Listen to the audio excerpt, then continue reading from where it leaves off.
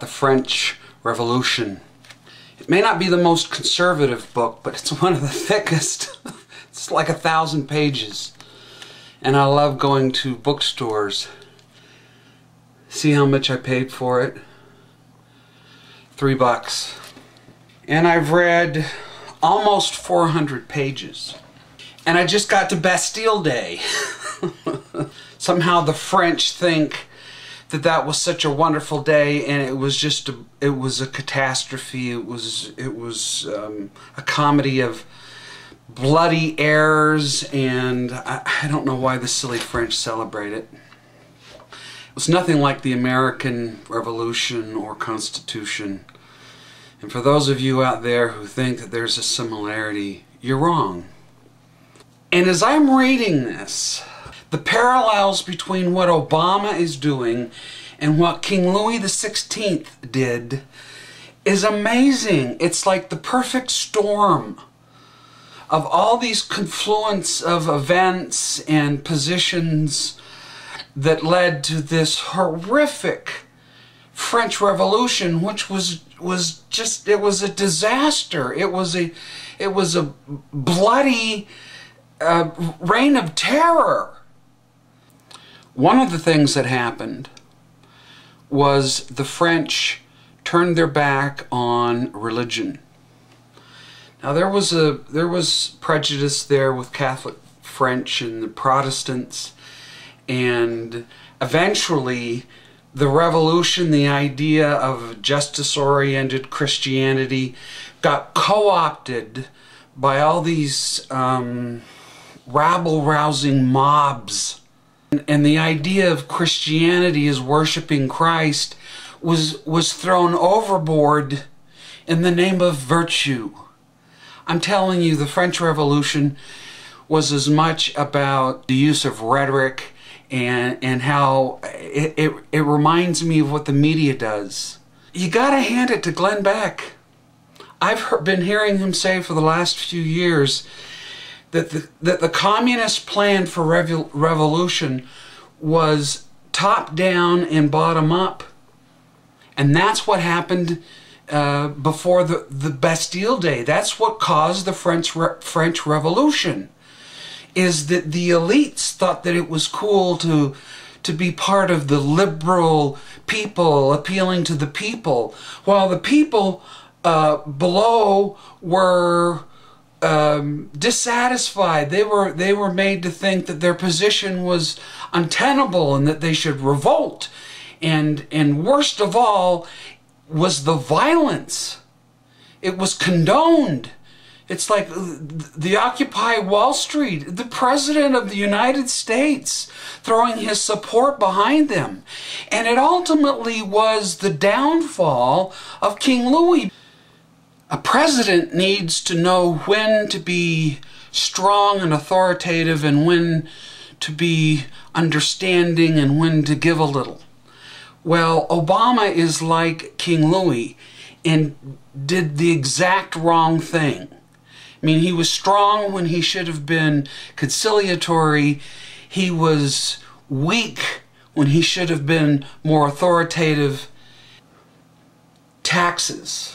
The burdensome taxes before the French Revolution, and the cost of things, and the regulation, oh my gosh, part of the bureaucracy. See, this was where King Louis was weak, like Obama's weak, because he's just turned everything over to the regulators. There is no democracy anymore. There's not even an authoritative figure at the head. Obama is not a strong president. He's a weak socialist.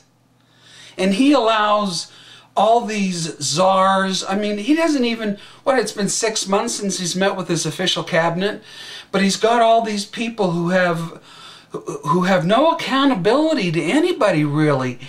That was part of King Louis's problem.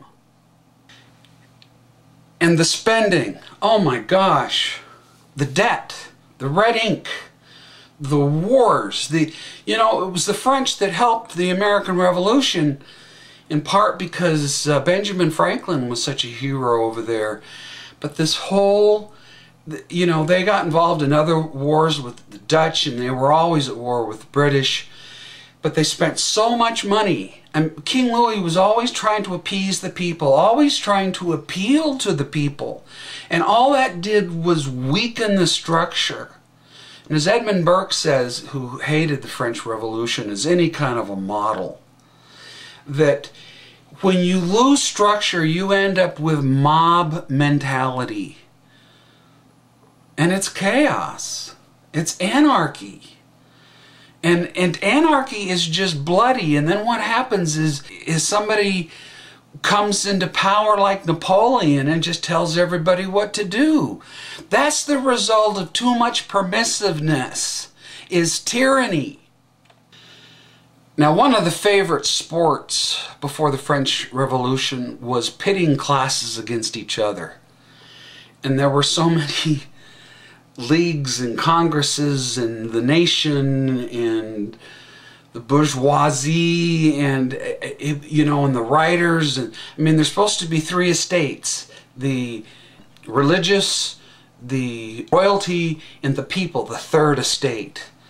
And eventually the religious and the royalty became absorbed into the third estate, and then it was just a mess because there was no structure, and people need structure.